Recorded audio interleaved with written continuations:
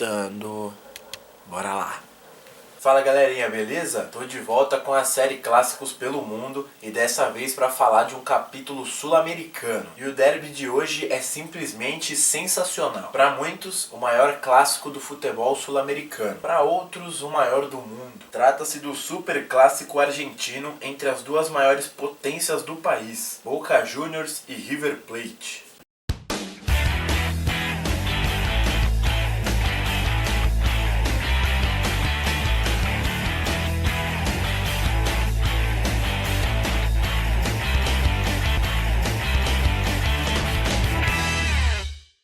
Bom, o sentimento de rivalidade que hoje toma conta das ruas de Buenos Aires começou a crescer lá em 1915, quando o então jovem River Plate, fundado no dia 25 de maio de 1901, adotou como casa um antigo estádio localizado no bairro de La Boca, local onde seu rival, o Boca Juniors, fundado no dia 3 de abril de 1905, construía suas raízes. A distância entre eles era mais ou menos de 1 quilômetro. Só uma curiosidade, a região tem esse nome por conta da boca, que seria a foz do rio Riachuelo, que é justamente o ponto em que ele deságua no Rio da Prata, que dá o nome ao River Plate em inglês. E desde então a inimizade começou a reinar, até mesmo antes do surgimento das Barra Bravas, que são as torcidas organizadas dos dois clubes, a La Doce do Boca e a Borrachos del Tablón do River Plate. E a cordialidade já não era algo comum entre os primeiros torcedores do então clássico boquense. Só que nem o mais fervoroso torcedor do Boca poderia imaginar que 23 anos depois essa rivalidade fosse ficar ainda pior. Foi justamente quando a equipe rival decidiu mudar de casa, indo para o atual Monumental de Núñez, no norte de Buenos Aires, no bairro de Belgrano. Ué, mas se eles foram para mais longe, por que a rivalidade aumentou? Então, vamos lá. O estádio do River sempre impressionou pelo tamanho e pela estrutura, já que cabem cerca de 60 mil torcedores e é muito maior do que o estádio da Bombonera, do Boca Juniors. Além disso, o estádio é cercado pela elite portenha, que contrasta bastante com a pobreza de La Boca. E foi a partir daí que a disputa ganhou novas cores, com contornos de povo contra elite.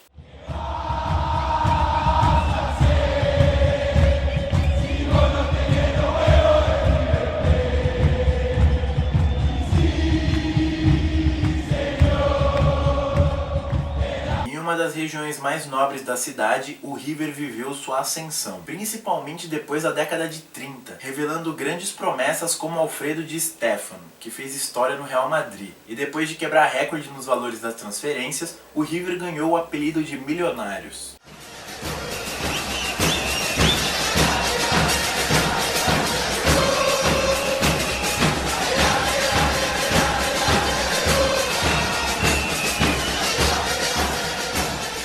Enquanto isso, do outro lado, o Boca reafirmava sua imagem de clube operário, ao conquistar a torcida das classes mais baixas, uma vez que o bairro homônimo era sustentado pelo trabalho braçal, e por isso ganharam a alcunha de bosteiros, em referência às olarias que produziam concreto e tijolo com argila e barro através da mistura de fezes animais. Mas na verdade o Boca é mais conhecido mesmo como Xeneize. Bom, os anos foram passando e os dois clubes da capital tiveram ápices e grandes equipes em momentos diferentes da história. Os Xeneizes faturaram seus principais títulos nas décadas de 70 e 2000, enquanto os Milionários triunfaram nas décadas de 80, 90 e no ano passado, conquistando a Libertadores. Mas longe de ser pacífico, o derby em vários momentos perde a característica de um jogo de futebol e se transforma em algo parecido como uma guerra. Só pra vocês terem uma noção, atualmente, para evitar confronto de torcida na cidade ou dentro do estádio, sempre que tem um jogo entre Boca e River, ele acontece com torcida única. Além disso, é muito comum a gente observar mais polícia do que jogador dentro de campo. E isso sem falar das brigas, né? E a pior delas aconteceu em 1968, no episódio conhecido como a Tragédia do Portão 12. Ao sair do Monumental após o empate sem gols, torcedores do Boca fugiam de pedaços de papel em chamas atirados por rivais. E na pressa acabaram se espremendo em uma escadaria que dava acesso ao portão de saída, que estava fechado. Mais de 70 pessoas morreram asfixiadas ou pisoteadas. E olha que não é só no profissional não, parece que vem de berço. Em 2009, os dois times da categoria Sub-14 se encontraram e deram início a uma batalha campal, logo após decisão polêmica do árbitro.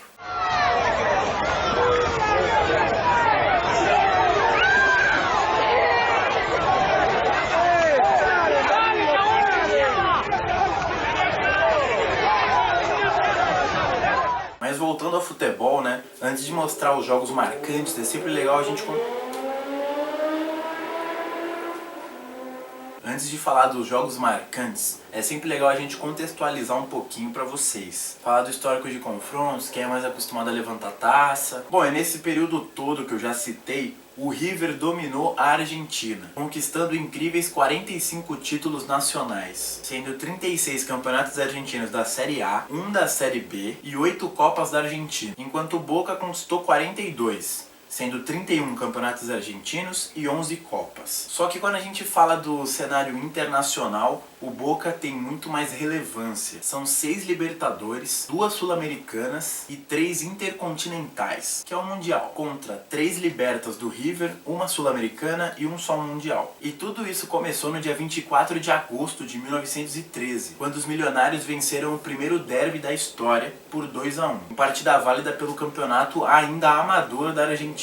Ou seja, essa rivalidade já tem mais de 100 anos. E de lá pra cá, os dois já se enfrentaram uma caralhada de vezes. 359 para ser mais exato. Com 131 vitórias do Boca, 116 do River, além de 112 empates. E em meio a tantas partidas, eu tive que separar algumas mais marcantes para mostrar aqui, senão o vídeo ia ficar grande pra caralho. Pra começar bem, eu pego logo um duelo de 1997. Uma partida válida pela 10ª rodada do Campeonato Nacional, que se diferencia de todas as outras por um único motivo. Ela marcava a despedida de Diego Armando Maradona. Allí está el más grande de todos los tiempos. Allí se reúne Boca antes de aparecer en el campo de juego. As duas equipes estavam recheadas de grandes jogadores. E mesmo fora de casa, diante de um público de 60 mil torcedores, o Boca se deu bem. Mas quem começou melhor foram os donos da casa, que abriram o placar com Sérgio Berti, ex-Boca, ainda no primeiro tempo. No intervalo da partida, Maradona, que estava apagado em campo, deu lugar a uma jovem promessa de 19 anos, Juan Román Riquelme. E o Boca melhorou. Logo no início da etapa final, Torresani, ex-River, empatou. E aos 22 minutos, Palermo virou o jogo e decretou a vitória chenense. De cabeça, o gol del triunfo. El centro llegaba a Barrena, viene Palermo.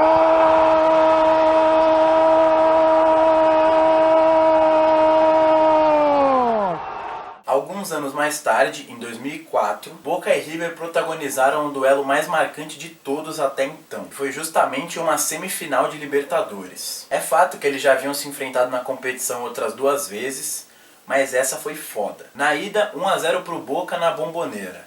Já na volta, o clima de tensão tomou conta de Buenos Aires na noite do dia 17 de junho de 2004. Depois de 45 minutos sem gols, o segundo tempo reservou tudo o que se espera de um superclássico. Expulsões, polêmicas, faltas duras e, claro, belos e decisivos gols. E logo no início, aos 5 minutos, o River fez 1-0. Perto do fim, aos 44, o Boca empatou e provocou. Alteves! Gol!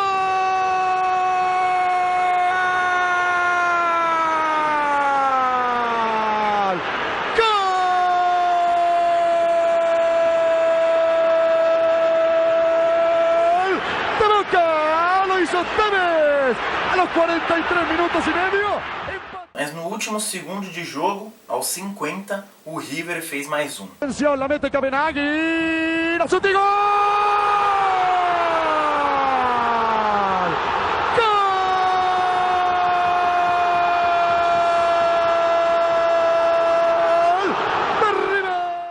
Havia critério de gol fora, a decisão foi para os pênaltis. E nas cobranças, Maxi Lopes parou na mão de Pato Abondanzieri e o Boca foi para a final contra o Once Caldas. 9 anos depois, outro clássico histórico. Nem tanto pelos jogadores em campo, nem tanto pelo resultado, mas sim pelo que a partida simbolizava. Era o clássico comemorativo dos 100 anos da rivalidade. O superclássico do dia 6 de outubro de 2013 foi o primeiro desde que o confronto completou 100 anos em agosto daquele ano. E a vitória do Boca teve um gosto muito especial. Além de calar o estádio rival, acabou também com um período de quase 5 anos sem vitórias no Monumental de Núñez. E o gol histórico foi marcado por Emanuel Gigliotti, aos 22 minutos do primeiro tempo, dentro da pequena área, aproveitando o cruzamento da direita. No ano seguinte, mais emoção. E mais um duelo importante em mata-mata, mais uma semifinal. só que dessa vez pela Copa Sul-Americana. Foi justamente 10 anos depois daquele antológico derby na Liberta, justamente 2 anos depois do rebaixamento do River, ou seja, era a hora de dar a volta por cima. E no duelo de ida, empate sem gols na Bomboneira. Na volta foi o Boca quem começou melhor, com menos de 1 minuto de jogo já teve um pênalti ao seu favor, mas... Lentas, pé direito, Gilhote pro gol,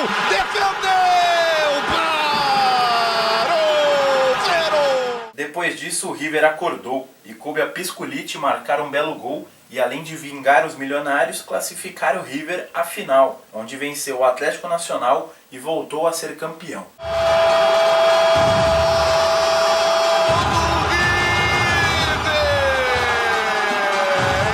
Até que chega 2015 e Boca e River se encontram de novo na Libertadores. Bom, o Boca tinha feito a melhor campanha daquela edição, enquanto o River foi o pior classificado, ou seja, eles se encontraram logo nas oitavas de final. Na partida de ida, no Monumental, Carlos Sanches marcou de pênalti e acabou com 100% de aproveitamento do rival, colocando o River em vantagem.